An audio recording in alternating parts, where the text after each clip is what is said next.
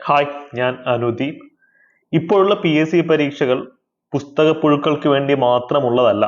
അത്യാവശ്യം സ്മാർട്ടായി ചിന്തിക്കാൻ സാധിക്കുന്ന ഔട്ട് ഓഫ് ദ ബോക്സ് ചിന്തയുള്ള കാൻഡിഡേറ്റ്സിനും കൂടെ വേണ്ടിയിട്ടുള്ളതാണ് എന്ന് പ്രൂവ് ചെയ്യുന്ന പരീക്ഷയാണ് ഇന്ന് കഴിഞ്ഞ സെക്രട്ടേറിയറ്റ് OA മെയിൻസ് എക്സാം.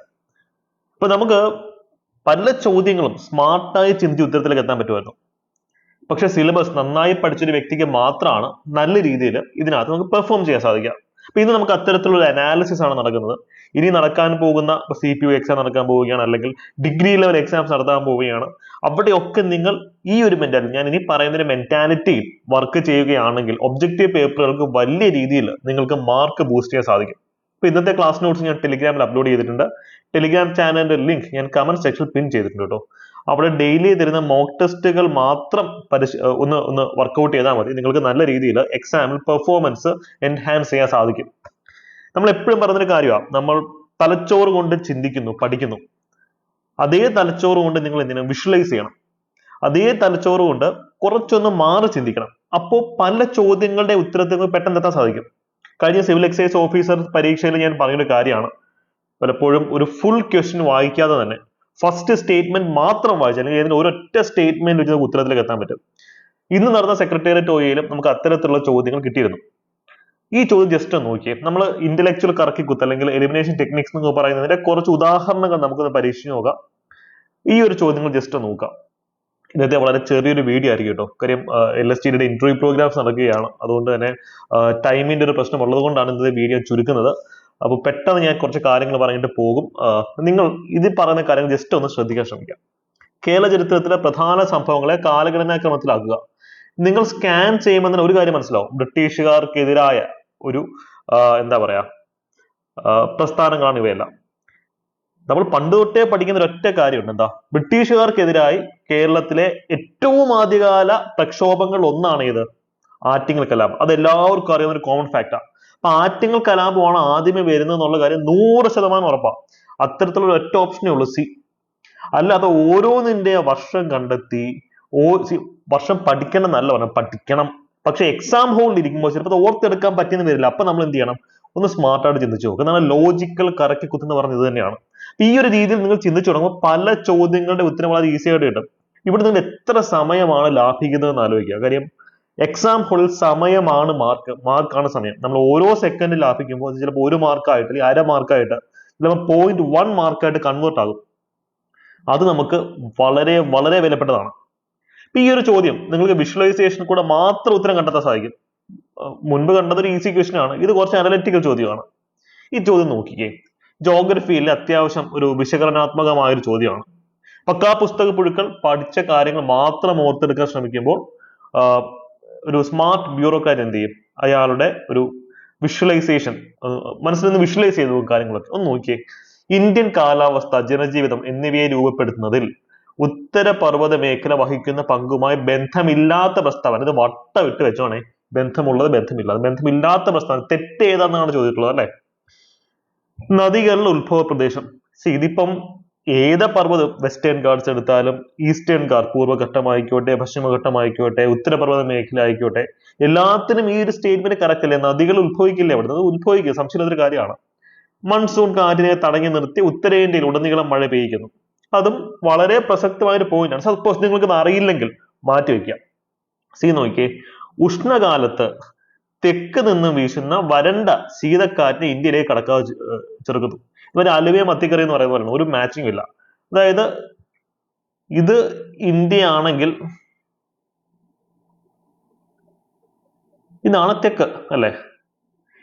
തെക്ക് നിന്ന് അതായത് ചൂടുകാലത്ത് തെക്ക് നിന്ന് വീറ്റുന്ന കാറ്റ് ഉണ്ടെങ്കിൽ പോലും ആ കാറ്റ് ചൂടുകാറ്റായിരിക്കില്ലേ, അത് ശീതക്കാറ്റായിരിക്കോ? പോട്ടെ, അതും ആ ഒരു സംഭവം കൂടെ നിങ്ങൾ മനസ്സിലാക്കുക. അപ്പൊ ഈ തെക്ക് നിന്ന് വീശുന്ന കാറ്റിനെ ഹിമാലയൻ നോർത്തിലാണുള്ളത്. ഇവിടെ എങ്ങനെ തടഞ്ഞു നിർത്തുക? ഇന്ത്യയിലേക്ക് കടക്കാതെ എങ്ങനെ നോർത്തിൽ നിന്നുള്ള ഹിമാലയം തടഞ്ഞു നിർത്തുന്നത്? ഹിമാലയം ഇവിടെ ആയിരുന്നെങ്കിൽ ഒക്കെ സംബന്ധിക്കുന്നത് തെക്ക് നിന്ന് വീശുന്ന കാറ്റിനെ നമുക്ക് തടഞ്ഞു നിർത്താം. ശീതമായിക്കോട്ടെ, അത് പോട്ടെന്ന് വെക്കാം.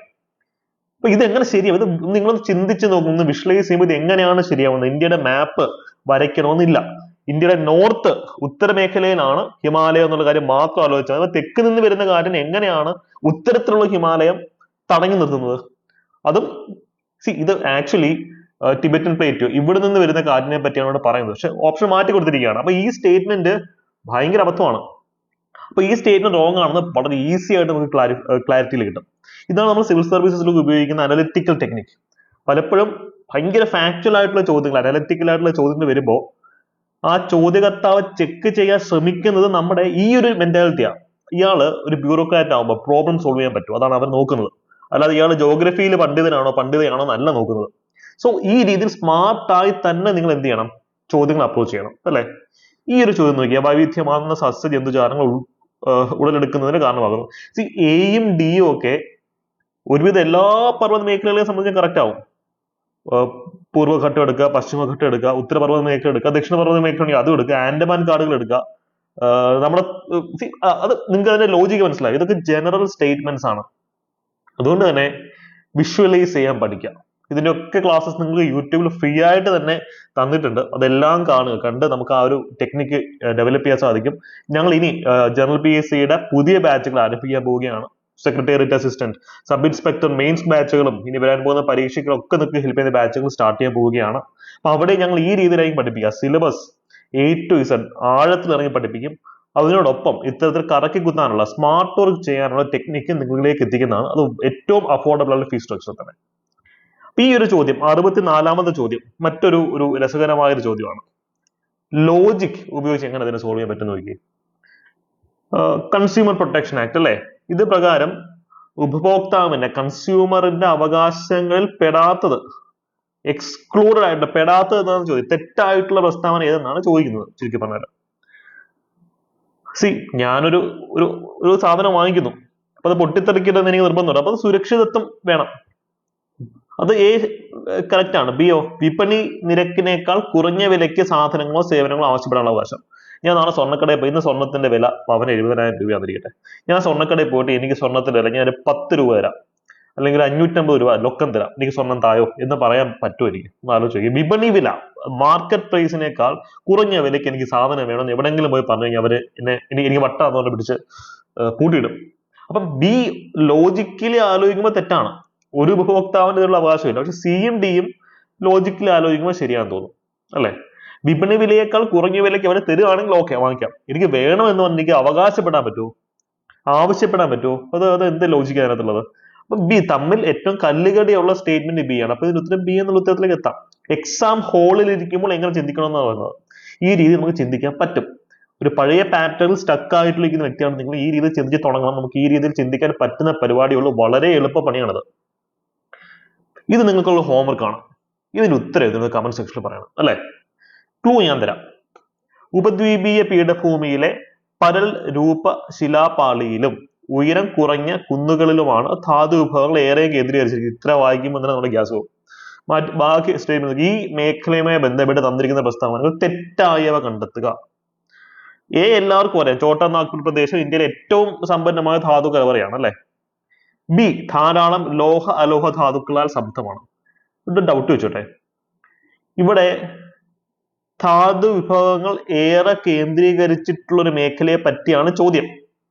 അപ്പൊ ആ ഒരു മേഖലയെ പറ്റി ഈ ഒരു X or Y or Z, ഉപദ്വീപീയ പീഠഭൂമി ആയിക്കോട്ടെ, നമ്മൾ കേൾക്കാത്ത ഒരു ഇസഡ് എന്ന് പറയുന്ന പീഠഭൂമി ആയിക്കോട്ടെ, എന്തായാലും അവിടെ ഈ ഒരു സ്റ്റേറ്റ്മെന്റ് ശരിയാവാനുള്ള സാധ്യതയില്ലേ? ലോഹ അലോഹ ധാതുക്കളാൽ സമൃദ്ധമായിരിക്കില്ലേ? കോമൺ സെൻസ് വെച്ചിട്ടാണ് ഞാൻ ചോദിക്കുന്നത്. സി നോക്കിയേ, ഉപദ്വീപീയ പീഠഭൂമിയെ വടക്ക് കിഴക്കൻ പീഠഭൂമി, പ്രദേശം, മധ്യമേഖല തുടങ്ങിയ വിവിധ ഭാഗങ്ങളെ തിരിച്ചിരിക്കുന്നു. ഇങ്ങനൊക്കെ തിരിക്കുമോ? ഒരു ഡൗട്ട് വെച്ചോട്ടെ. നിങ്ങൾ കേരളം എടുക്കുക, ഏതെങ്കിലും ഒരു ഭൂപ്രദേശം എടുക്കുക, അതിനെ മധ്യ കേരളം അല്ലെങ്കിൽ ഉത്തര കേരളം നമുക്ക് തിരിക്കില്ലേ? ഹിമാലയം എടുക്കുക, ഇത് വിട്ട് നിങ്ങൾ ഹിമാലയം എടുത്തോ. ഹിമാലയത്തിനെ നമ്മൾ വടക്ക് കിഴക്കൻ ഹിമാലയം, മധ്യ ഹിമാലയ മേഖലകളൊന്നും തിരിക്കത്തില്ല നമുക്ക് പറയാൻ പറ്റും. ഒരു ഭൂപ്രദേശം എടുത്തു കഴിഞ്ഞാൽ അത് നമുക്ക് ക്ലാസിഫൈ ചെയ്യുന്നതിന് പല രീതിയുണ്ട്. അപ്പൊ ഈ രീതിയിൽ ക്ലാസിഫൈ ചെയ്യില്ല. വലിയൊരു ഭൂപ്രദേശം അമേരിക്ക എടുത്തോളൂ. അമേരിക്ക എടുക്കുമ്പോൾ നമുക്ക് ഈ രീതി ക്ലാസിഫൈ ചെയ്യാൻ ഒക്കത്തില്ലേ? ഓക്കെ, ചിലപ്പോൾ നിങ്ങൾ പറഞ്ഞത് ടെക്സ്റ്റിൽ ആ ക്ലാസിഫിക്കേഷൻ ഇല്ലെങ്കിൽ ഈ രീതിയിലുള്ള പൊളിറ്റിക്കൽ ക്ലാസിഫിക്കേഷൻ എങ്കിലും പൊളിറ്റിക്കൽ മാപ്പിലെങ്കിലും കാണണ്ടേ? നിങ്ങൾ ജീവിക്കുന്ന ഗ്രാമപഞ്ചായത്ത് എടുക്കുക, അപ്പൊ അവിടെ ഈ രീതിയിലുള്ള ക്ലാസിഫിക്കേഷൻ ഇല്ലായിരിക്കും എന്ന് പറയാൻ പറ്റും, ചെറിയ ഏരിയയിലാണെങ്കിൽ പോലും. അപ്പൊ വലിയൊരു മേഖല എടുക്കുമ്പോൾ അവിടെ ഈ രീതിയിലുള്ള ക്ലാസിഫിക്കേഷൻ സ്വാഭാവികമാണ്. ഇപ്പൊ അത് ഇറഗുലർ മാപ്പ് ആണെങ്കിലും വടക്ക് കിഴക്കൻ തെക്ക് പടിഞ്ഞാറൻ എന്നൊക്കെ പറഞ്ഞാൽ വരാനുള്ള സാധ്യത വളരെ അധികമാണ്. പക്ഷെ ഇവിടെ അത്രയും ഡീറ്റെയിൽഡ് അവർ കൊടുത്തിട്ടില്ല. വളരെ സേഫ് ആയിട്ടാണ് അവർ കൊടുത്തിട്ടുള്ളത്. വടക്ക് കിഴക്കൻ പീഠഭൂമി, പ്രദേശം, മധ്യമേഖല എന്നൊക്കെയാണ് പറഞ്ഞിട്ടുള്ളത്, അല്ലെ? ഇത് ഹിമാലയത്തിന് എടുത്താൽ ഇങ്ങനല്ലേ? ഒന്ന് ആലോചിച്ച് നോക്കിയേ. നിങ്ങൾ താർ മരുഭൂമി എടുക്കും, ഇത് തെറ്റെന്ന് പറയാൻ പറ്റുമോ? SCRT ലും NCERT ലും മറ്റ് ഡിവിഷൻ ആണെങ്കിൽ പോലും ഈ രീതിയിൽ ഡിവൈഡ് ചെയ്യത്തില്ല എന്ന് നമുക്ക് പറയാൻ പറ്റുമോ? അപ്പൊ ഈ ഒരു രീതിയിൽ ഒന്ന് അനലൈസ് ചെയ്യുമ്പോൾ 10ാമത്തെ ചോദ്യത്തിനകത്ത് തെറ്റാവാൻ ഏറ്റവും സാധ്യതയുള്ള സ്റ്റേറ്റ്മെന്റ് ഏതാ?